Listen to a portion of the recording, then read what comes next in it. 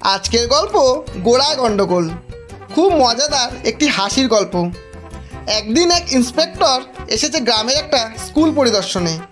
তিনি প্রথমে অষ্টম শ্রেণীর কক্ষে ঢুকলেন। তারপর এক ছাত্রীকে প্রশ্ন করলেন, পরিদর্শক বলো তো আমাদের দেশের রাষ্ট্রপতি কে? ছাত্রী, দ্রৌপদী মুর্মু। পরিদর্শক, আমি তোমাকে জিজ্ঞাসা করছি প্রেসিডেন্টকে। ছাত্রী, মমতা বন্দ্যোপাধ্যায়। পরিদর্শক, তুমি ক্লাস 8-এ উঠেছো কিভাবে? আমি তোমার নাম কেটে দেব। ছাত্রী, আপনি স্কুলের খাতা থেকে আমার নাম কেমন করে কাটবেন? আমার তো স্কুলের খাতায় নামই নেই, আপনি কাটবেন কি করে?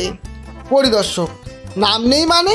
ছাত্রী, আমি তো এই স্কুলে পড়িই না। আমি স্কুলের মাঠে গরু নিয়ে এসেছিলাম।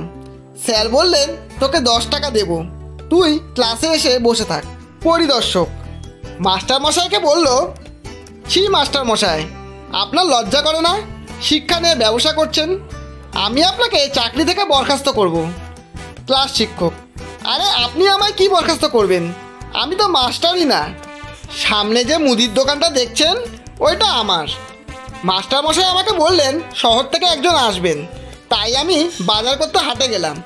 তুই একটু ক্লাস ঘরে গিয়ে আমার জায়গায় বসে থাকবি। পরিদর্শক রেগে হেড স্যারের রুমে গিয়ে, আপনি হেড স্যার? হেড স্যার, হ্যাঁ, কেন, কি সমস্যা? পরিদর্শক, কি করছেন আপনারা? এইসব নকল ছাত্র নকল শিক্ষক দিয়ে স্কুল চালাচ্ছেন। হেড স্যার দাঁত কেলিয়ে বলল, আমি না, আমার মামা স্কুলে হেড স্যার। উনি জমি কেনা বেচার দালালি করেন, তো তাই কাস্টমার নিয়ে অন্য গ্রামে গেছেন।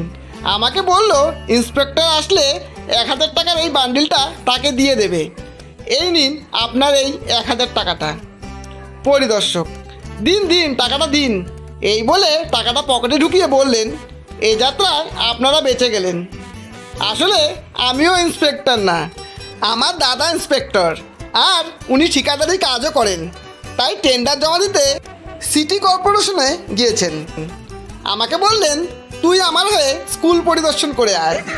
আর এভাবেই চলে যাচ্ছে আমাদের দেশটা। ধন্যবাদ।